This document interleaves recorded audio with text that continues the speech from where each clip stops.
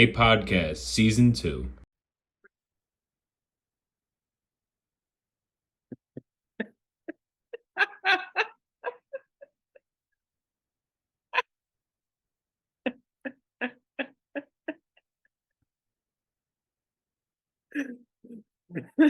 You're muted.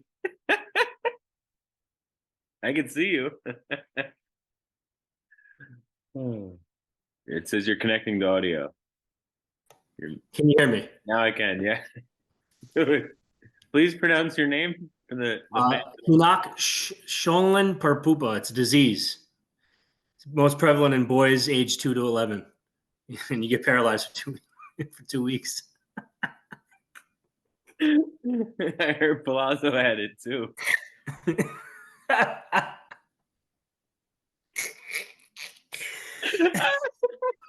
You should be cheek butter of the week just for that. Oh my God. Man, welcome to episode 13 of the podcast, the greatest sports podcast in the entire world. There was actually rankings that went around on Twitter. Poe actually retweeted it, and right above it was, I don't know, I mean, some horrible ones, and then there was New Heights. They were number 2, right there. We were number 1. Number 1. Incredible. It's no surprise. Let me share my screen. We can get right into picks. We're currently at halftime of this Thursday game. It's the first good Thursday game all freaking year. Go Hawks. Did you take them and pick them? No, I took the Cowboys only because I knew most people would take Cowboys. I'm trying to maintain that top spot with you, Respect. The guy ahead of us has the Seahawks, though. Ooh, good. Let's go Cowboys. No. Yeah. Nah, I'll take a loss for them to lose. No thanks. I mean, right now this week, Sap's going to kill me. I'm playing CeeDee Lamb, and he's just going to fry. But I truly need, not because Tyler Lockett is now on my team, I need him to get 18 yards, and I'll be a very, very happy man. Interesting. Nice little parlay. I got a Tyler Lockett prop touchdown bet.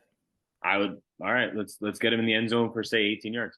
But let's go over our picks last week. I am taking a dominant lead now. Wow, we're 2 weeks away. We got this week, and then we got week 14, and then you're going to be hand delivering me my Sauce jersey at our reward ceremony. Can't wait. Possible. I had 3 of 4 picks because remember bonus pick last week, correct? For 6 points, you had 1, and it was just your bonus point. Yeah, not good. So if you didn't offer up the bonus, I would have got 0. Yeah, I mean, I offered 1 bonus. There's always, you never know, ideas could be thrown out if you really want to make a push, make it spicy. I'm open for ears, but we should listen. I'm down. I'm for week 14. All three picks, 3 points each. Wow. Let's go. Wow. I'm fired up, baby. That's how you get the juices flowing. Wow. Okay, that's huge. We have got nothing to say, times of these picks there before the game started, so these lines are moving, of course. Wow. So we have nothing. We have nothing the same and nothing against. Yeah. Wait, but Zach's lineup was illegal though. He had no defense. Is it? I think so. Let me see if he put someone in. Because I was going to take that game, and then I didn't take it because I saw he had no defense. Let's see. So Zach right now is showing Minnesota on a bye in his defense. Unbelievable. I'm going to text him. Unbelievable. I mean, we can just average. We can just look at the top 3 defenses. Yeah, let's look at defenses now and we'll change the line. So 6.7, 6, and 5. So yeah, it's gonna be 2. Yeah, so give Zach a line of what it would have been should he have one of these defenses in. 6, right? 6. Yeah, just give Zach. I mean, I'm just minusing 6. Give Zach 5 point, an extra 5.9. I average the top 3 defenses on the waiver. So I mean, realistically, he's going to pick up Tampa Bay. So 2.9, you're saying? No, 5.9. But let's just realistically, he's going to pick up Tampa. Why wouldn't he? Yeah. So I was just going to take 6.7 off of this. Yeah. Make it 2.1. Yeah. Yep. Yeah, we don't have any of the same teams or matchups, which is awesome. pretty stoked about that. But yeah, we're going into the end of the week, end of the year. It's getting crazy. We should look at some of these standings, bro. It's getting tight. Traeger locked up the dub, a playoff spot already, but sixth place is insane. So I actually had a question. What's your question? If say I win, and I mean I don't have a lot of points, so I'm on the brink of not making the playoffs if I don't win games. If I was like in fourth place, but I had less points than the other people below me, you're locked. I'm locked. It's just the sixth place spot. Yes. Right? So okay, if you're seeds 1 through 5 on record, you're locked. You could be the third seed on record, but 11th in points. Doesn't matter. You're locked. Okay, got it. That's what I thought. The sixth seed only is whoever's remaining of the 7 teams gets that spot, which is fair. So yeah, I'm likely going to lose again this week, so it's going to be really close. I don't know if I'm going to make it, but you have to get in. Yeah, you'd have to get in by record. You have to finish points 4. No, I need to get in by record. Yeah, points. I don't. I mean, we're all pretty close, but it's not great. I would. Poe's got a pretty commanding lead, and if Poe gets to the record, then it's going to be Palazzo. So Palazzo, Dom, and me are all within 30-something points. Yeah, if you look at your phone, I have it showing right in order by points 4. Yeah. Oh yeah. It's gonna be. Yeah, I need to get in by record, but it's gonna be crazy. I mean, unless I score crazy points, but my team is not good. I am fraud of the week. Spoiler alert. Yeah, it looks like it's embarrassing. Traeger and Sapp are gonna lock up the 1 and 2 seeds. Of the week. And then Steady and Twink. Who's Steady play this week? Steady plays. I don't even know. Oh, Mort. He plays Mort. Oh yeah. So this is a big week for everyone. For Poe, Twinkie, huge. Steady. This is huge week. But yeah, what's your predictions? Who's getting in? Let's hear it.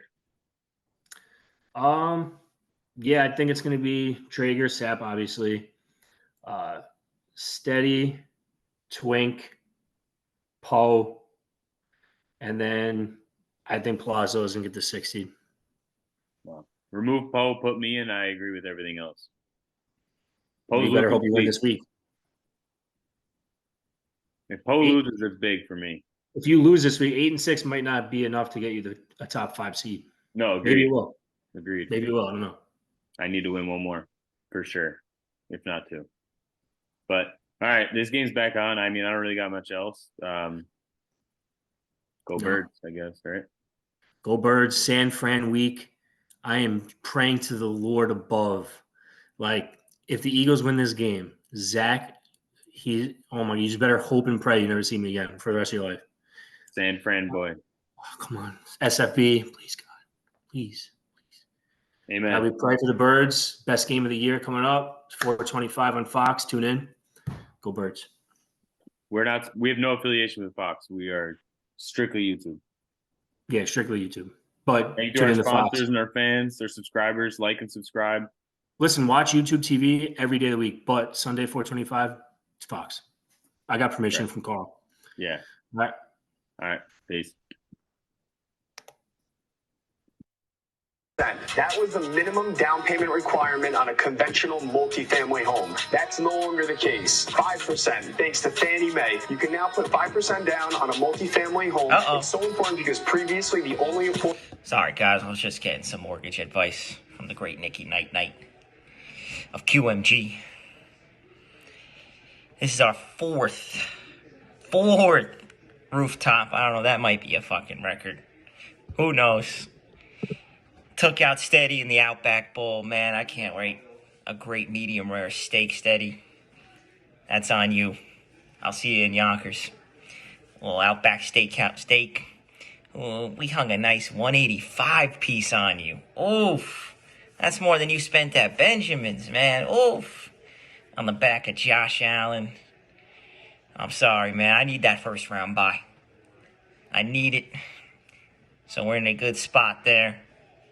The trade deadline is finally over. Can you believe it?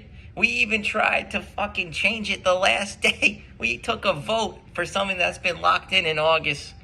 But thank God logic prevails. We don't got to see any more of Congelo shitty trades. Steady trying to swindle for DJ Moore. I don't got a veto anymore. My Mikey DeVito days are over.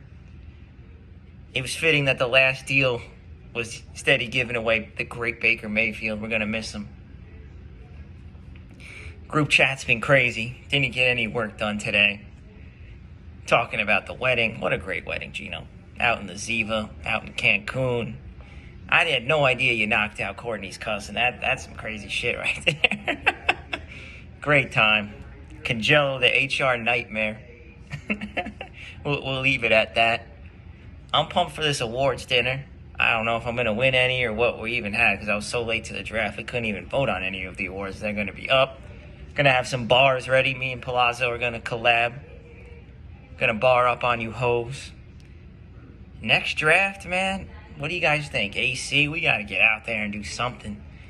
Can't believe we're already heading into week 13. Few people eliminated. Most people still alive. I'm trying to lock up that. I don't know if I'm going to get the one. I'm trying to get that 2 seed bye. Good shit this week. I'm going to throw it over to Mortal Picks. Mortal Locks, excuse me. And the great Coach T for Coaching Fraud of the Week. Peace.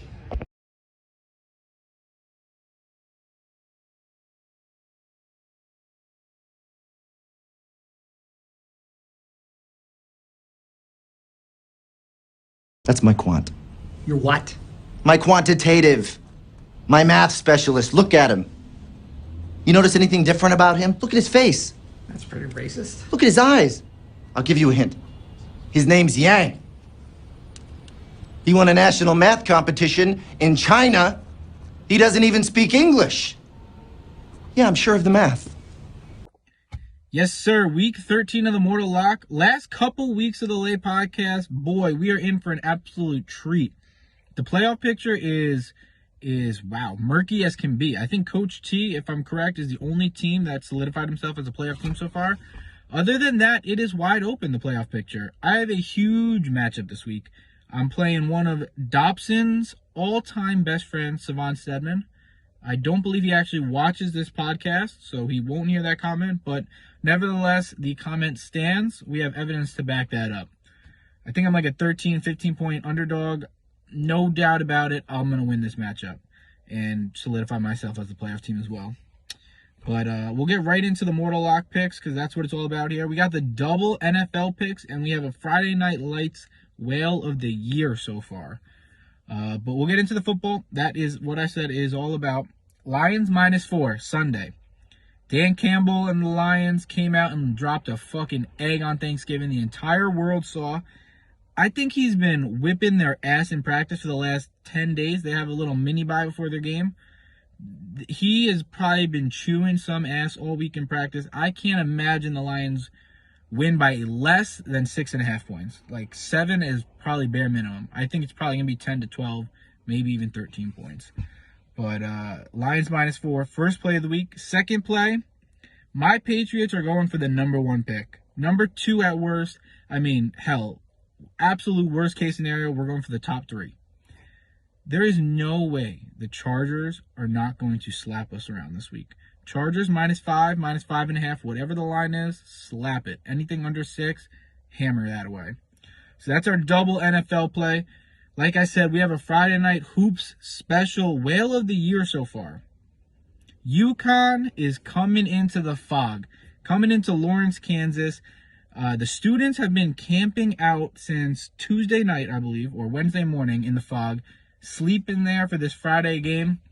Oh, man. Line right now, -2, Kansas, at home.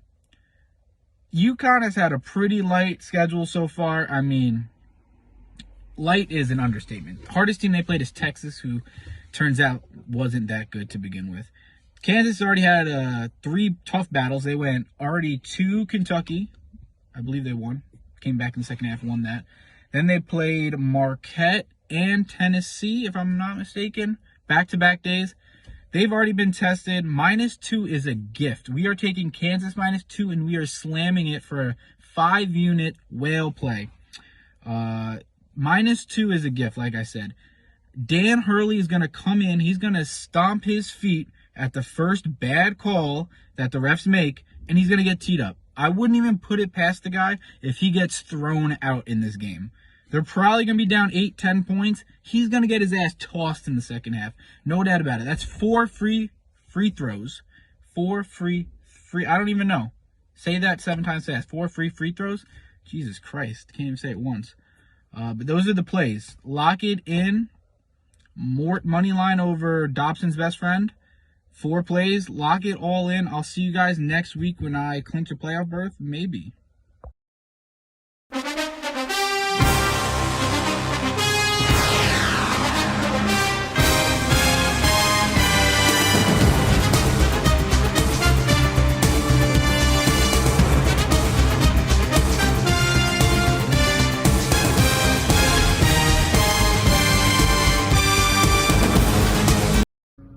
What's going on, everybody? Welcome back. Coach T's Coach of the Week. Week 12 matchups here.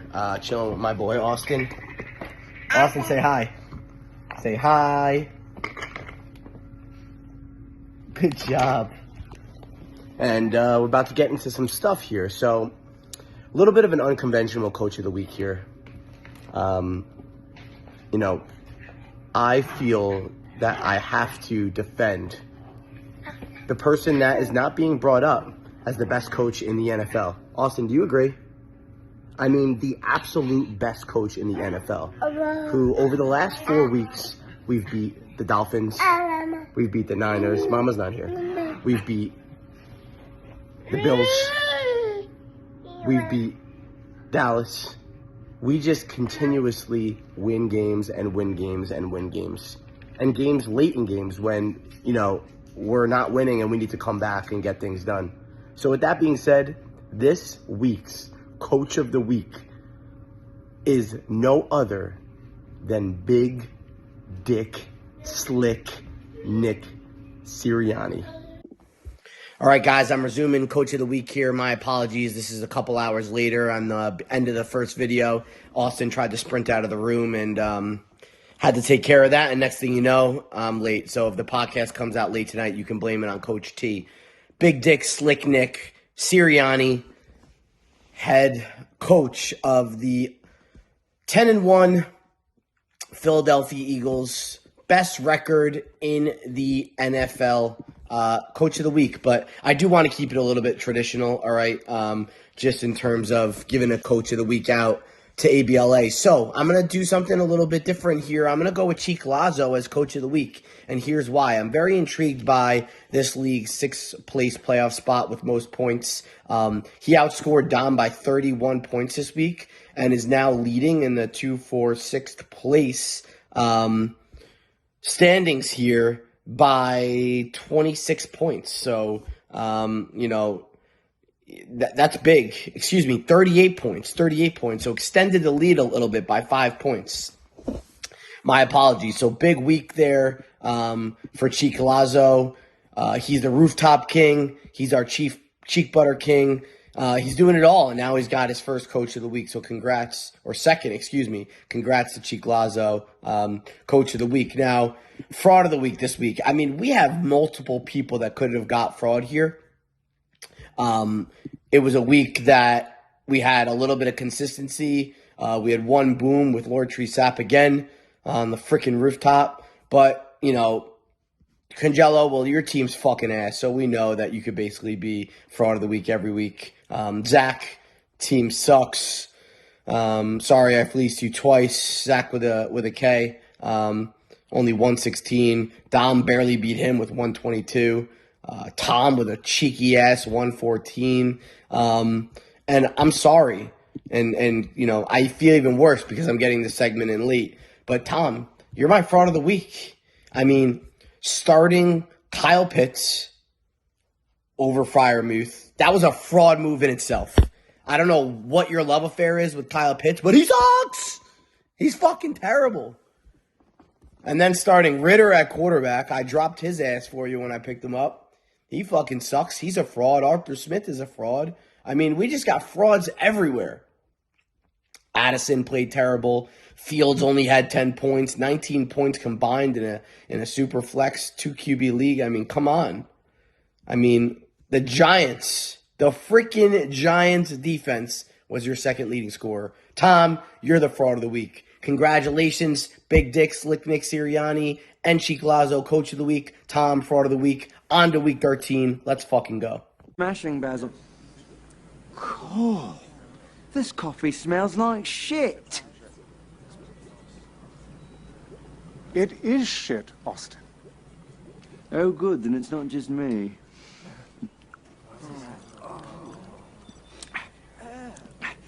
It's a bit nutty. Gentlemen, good morning. A Thursday morning roast brought to you by yours truly, and what a glorious day it is. This week is extra special to me because my personal favorite and week 1 matchup, who I lost to, I did find redemption in this week's matchup against none other than NFL Youngboy. Ooh, what a sweet, sweet roast it is. Now listen, Congelo, you put up a valiant effort. I actually believe that this is the nicest that Congelo's ever been to me over the last 10 weeks, probably in my life. I never forget those days of JV baseball and bullying me on the bus ride. So it's nice to see a change of heart. That head of yours still hasn't shrunk. But let's get into the facts of what happened. We had 108 points, valiant effort. I've been there before. You had 6 players on your bench that outscored your flex. What you're doing playing Will Levis in a 2-flex QB / super flex league, I have no idea, but Detroit -1 didn't help you out much. Lamar, as promised, held true. Didn't lose an ACL, but he was close. And Chris Olave and Breece Hall, who effectively, Olave getting knocked out, crazy. I still want him back, but now the trade deadline's up. And Jets suck, so I just don't want anything to do with Breece Hall. Please trade me back, Christopher Olave. That was probably the slappiest line of all time. I probably shouldn't be doing this again while I drive, but I'm gonna do it anyway. We got a beautiful day over here over the GW. I'm just filled with emotion, It's a 6-6 battle.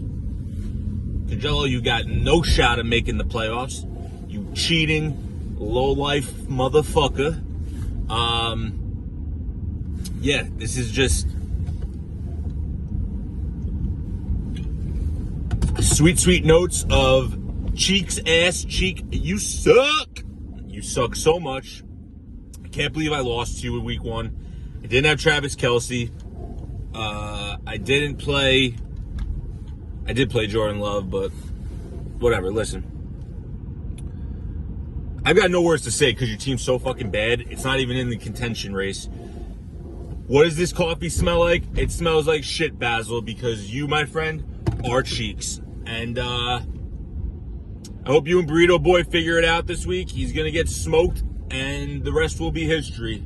I hope you don't have any more cheating schemes up your sleeve. And maybe get that helmet resized while you're at it. All right, buddy? Cheers.